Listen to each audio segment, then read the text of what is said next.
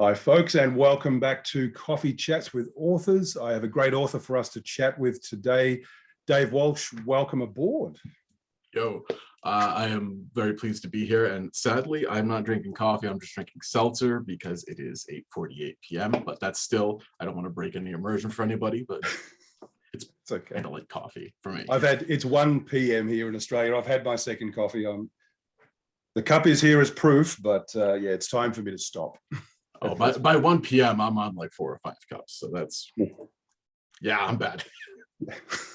Nice. What can I say? All right, so tell us a little bit about who you are, what you're known for.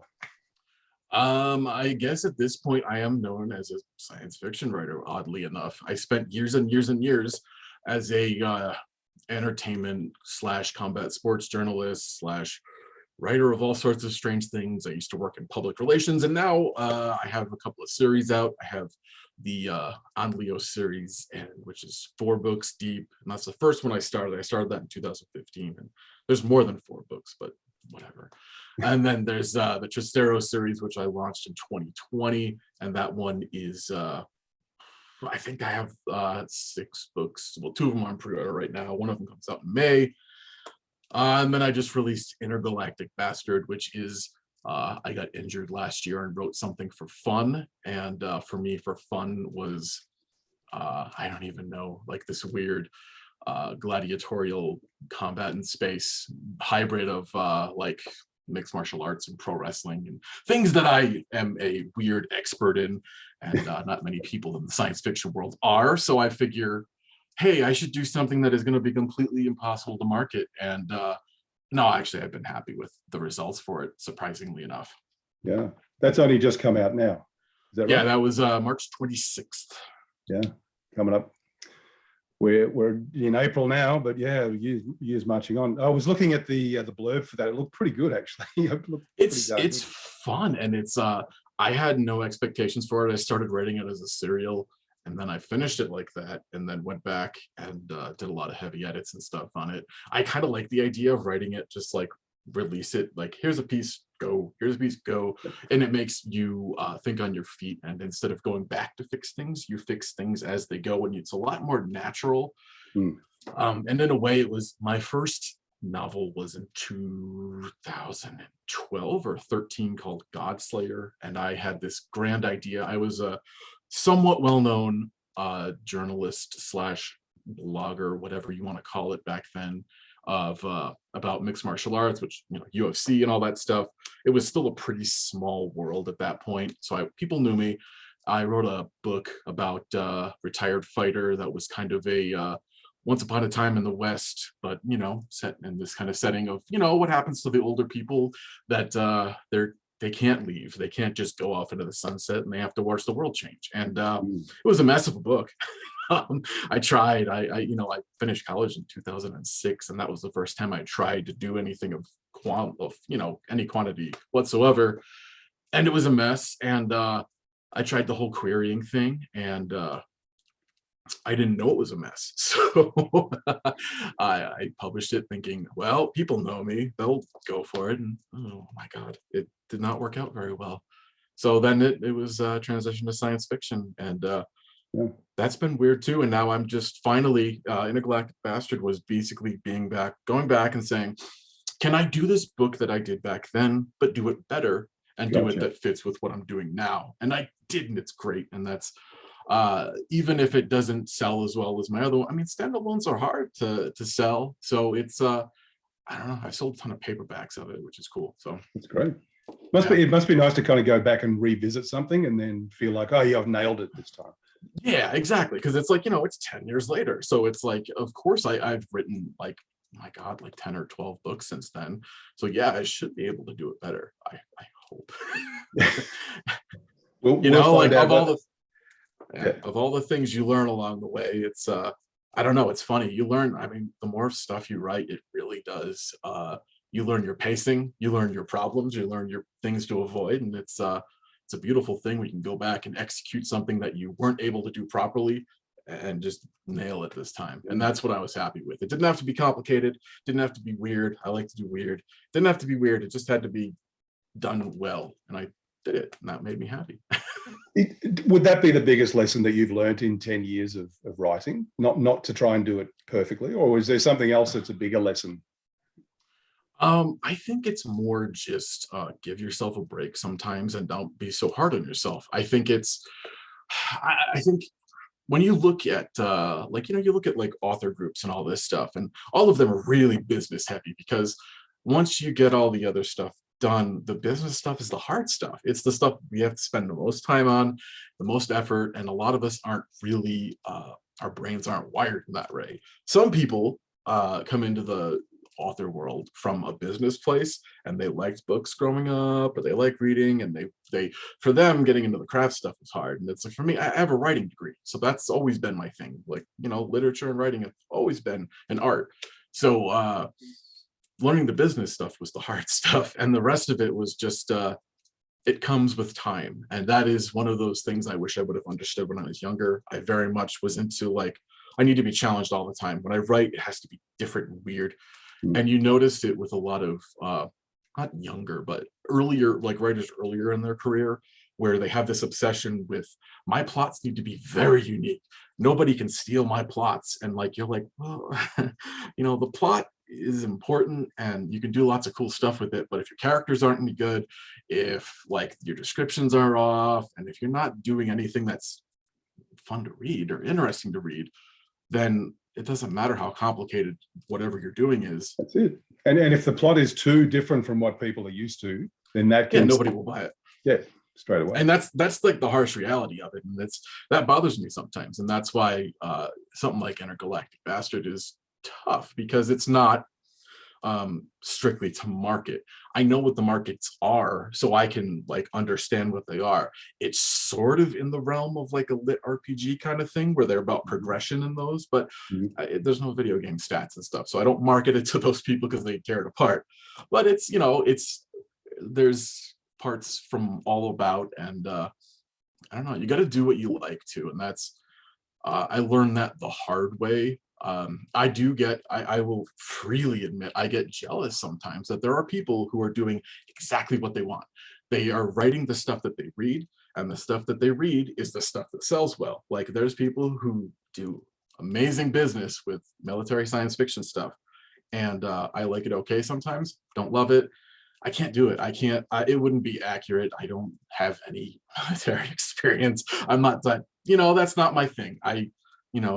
Tristero series is about a young artist, like, and dealing with a baby. Like, I figured out how to get my action pacing in, and my some of my tropes in, some of them, not a ton of them, enough to where I was happy with how it compares to other stuff that's out, but it was still mine. And then as that series goes on, it gets progressively weirder and weirder, but not enough to where if you picked it up and you were reading, like, if you're one of those people that, like, if nothing is as good as Heinlein to you, like, you're not going to read it and think, oh my God, what is wrong with this person? You'll read it and think, okay, I get it. I get what they're doing here, and it's interesting. At least they tried something. Like, that's the worst case scenario. Yeah, as you know, it's the series that introduced me to you, that introduced us. Yeah. I read the first book and thought, oh, wow, here's an author who knows how to write. Here's an author who is in the genre, but he's taken a different slant at it through the characters. The plot works, the pacing's fantastic, but this is a really different take on space opera, which is what I'm assuming. Yeah, and it's hard because there's so much of a lot of crossover between military and space opera, and it's hard to differentiate sometimes because to me it's space opera. There's no question about it, but to some people space opera is military. So, and I get it, because Star Trek is about a military in space, Star Wars is about a military in space, Dune, military in space. It's hard to differentiate from that stuff.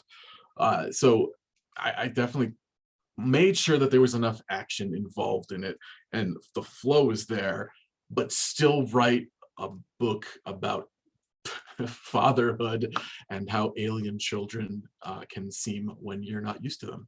And that's there's people who get it, man, and there's people who get it and I love it and it makes me happy, and there's people who read it and just like, oh, it's good, it's an action book, I like it and I enjoyed it, it was well done, and they don't care about the other stuff, but I do, and I spend a weird amount of time putting my themes in, and I hide them, and I kind of I leave them there, that if you want to look for them and find them, you can. If you don't and you just want to have fun, you can do that too, and you won't feel like you're missing anything. It's I think it's as restrained as I can get for somebody who is obsessed with the show Twin Peaks. So like Okay. that's like when it's like, what kind of things are you into? And like I said, I get kind of jealous. There's people like, this is what they like, this is what they make, and this is what sells. I don't come from that background. I read a lot of different stuff. I watch a lot of different stuff. I learned a long time ago that you can't so I'm always a person who, I enjoy criticism. I think criticizing things and learning to break things down is important. Mm. And there's sometimes where you get wrapped up in knowing what you're talking about, and people tend to take that as you're just a negative person. And I think you have to find the balance of, here's what I love too. And I try to present that as much as possible. And I think it's important to have not a balanced diet. Like, I'm not saying like you have to watch like the movies that win the Oscars kind of thing, and not MCU movies. Like, you can like whatever. My favorite movie is by a Japanese gore director called Takeshi Miike, and it's called Izu. It's a samurai movie featuring a bunch of kickboxers, and it's really weird and really strange and not extremely well done, but I like it. And I think it's important to be comfortable. What is it that hits the spot for you with that movie? It is that the characters are well done, and the story slash plot are all really interesting. It tried to do something really, really different. It works on time loops. It's about a samurai who was an assassin who gets killed, and then he gets sent to hell, breaks free, and then finds himself in a sort of purgatory where he keeps going back in time to find the people that he murdered, and he has to just find a way to, he just keeps killing them over and over again because he's learned nothing. But then he kind of realizes why it happened to him, and that there were parts of society that pushed him to be something he wasn't comfortable as, and he sort of realizes that he's becoming this monster of their creation and not a person he wanted to be. So as he becomes more of this weird time traveling demon, that he needs to find his balance. And it's a really weird, far out movie that is hard to watch sometimes and sometimes boring.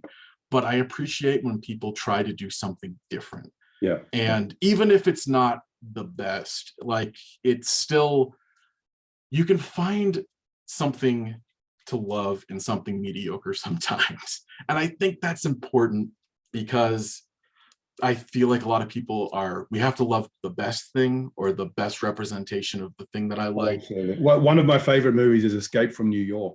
It's a terrible movie. It's dated badly, but I love it. It's fun. It's a fun movie with fun, like, iconic characters. It does so much that's interesting, and it makes you ask questions about, like, okay, this is obviously, like, this isn't going to be how the world pans out, but you never know. And in the extreme, what can you find that parallels your life and the world? And I don't know. I find great enjoyment in delving into stuff like that. So that's why I enjoy writing stuff like that too, where I can fit it in without going overboard. I have a couple, and without being preachy, obviously, too.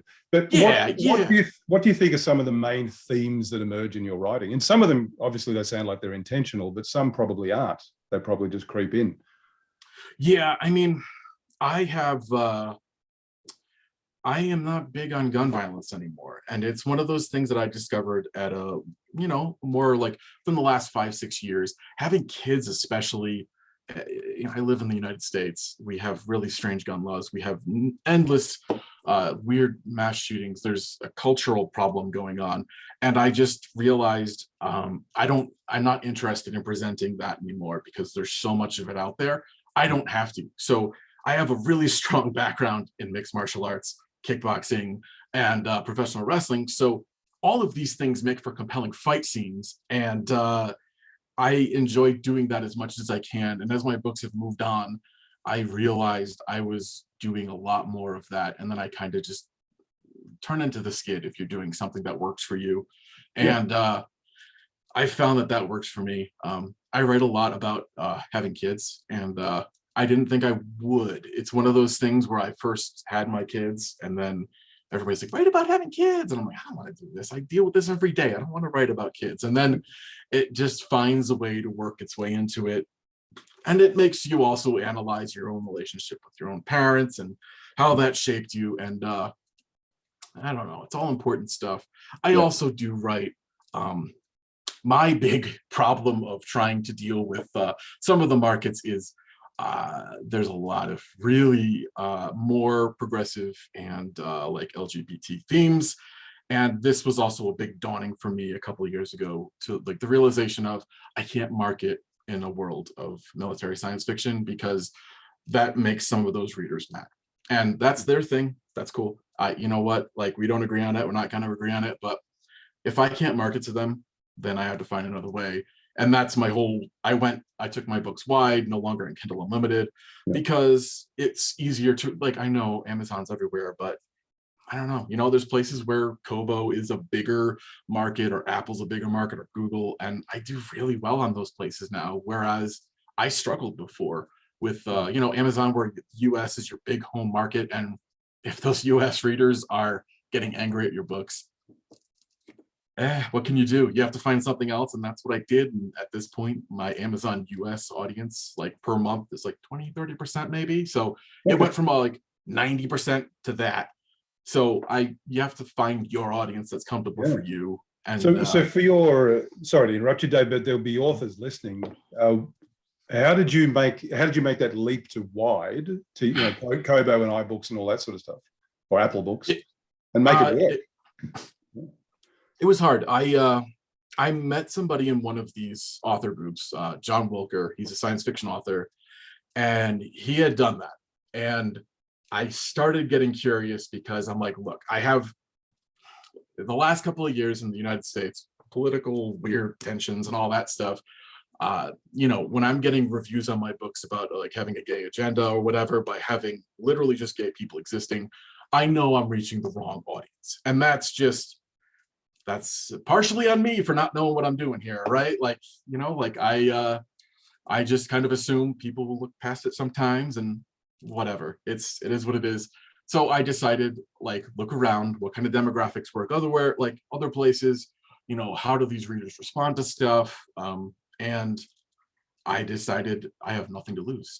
I wasn't making a ton of money, and you know, there's reasons for that, right? Like, you know, these people would pick it up, start reading it in KU, and then put it aside or leave a review. Like, when I saw, like, I had like Unbroken Ascension, I had like all these reviews in a row that were like, I really liked it, but it was way different from all the stuff I was reading. And I'm just like, all right.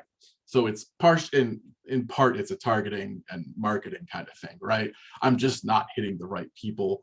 And I've been happy finding other audiences. I have way more readers in like Australia, Canada, the UK, South Africa, and those places do a lot better for me. So I'm happy. And then I do okay in like the Netherlands, which is cool because I used to interact with them for my old career with kickboxing all the time. Right. So it's, you know, it was a hard choice, but also felt like a no-brainer. I was spending all this money on Amazon ads, and I was basically breaking even all the time. And I just was like, all right, you know, this is an interesting way to do this. And I understand if I just keep releasing books, push through it, brute force, it'll be okay. But I need to try to find people who actually like really do like my books and not just think they're pretty good and move on. And the thing is, you know, just when you speak about having gay people existing in the universe, which sounds pretty realistic, let's be honest, that hasn't hurt Star Trek. Like, it hasn't hurt their ratings. It hasn't hurt their, or am I wrong? Maybe it has. Well, there's an interesting, there's a video on YouTube by a, my God, I can't remember the name of the channel right now. I think it's Renegade something, that has this really good video that analyzes the politics of Star Trek and why people who are conservative like it for the military aspects, Mm. and then people who are more progressive like it for the more, you know, it's basically space communism. And it has this weird blend of two things like that that seem in contrast with each other, but they don't really talk about the contrast, and they just kind of blend them together, and it works. And they don't really go into their, like, you know, other than maybe DS9 where they have some of the, like, the gold press latinum and stuff like that, Yep. there's no talk of money, there's no talk of like fuel scarcity. I mean, there is in Discovery, but Yeah. you know, Yeah, it's and the current Picard redoing the time travel thing again, which is yeah. getting a little bit old, but yeah, that they make the joke with the money thing. It comes back in again. So it is interesting that as you say, it's a blend rather than, but people watching it kind of take the half that they relate to or they like, and they don't Yeah. they forgive the other side of it, I guess. And I think that's there was a lot of pushback against Discovery, because Discovery is Really, yeah, push those boundaries very, yeah. it's written by people that are pretty much hardcore, like, US Democrats. So that's, like, to a lot of people, that's going to be a bristling factor. But then people will talk about, like, the Orville, and they won't mind it. And the Orville is basically just like a really, like, it's a throwback to older Trek, and it doesn't push any boundaries. It gives people a nice, comfortable thing they like. Yeah. And you know, whatever works at this point. I didn't like Discovery at first, and I finally forced myself to watch the third season, and I'm kind of okay with it now. You know, I've got to get back to it. I dropped out halfway through season 2, but I think I just wasn't relating to the storyline. So, but I need to give it another chance, I think.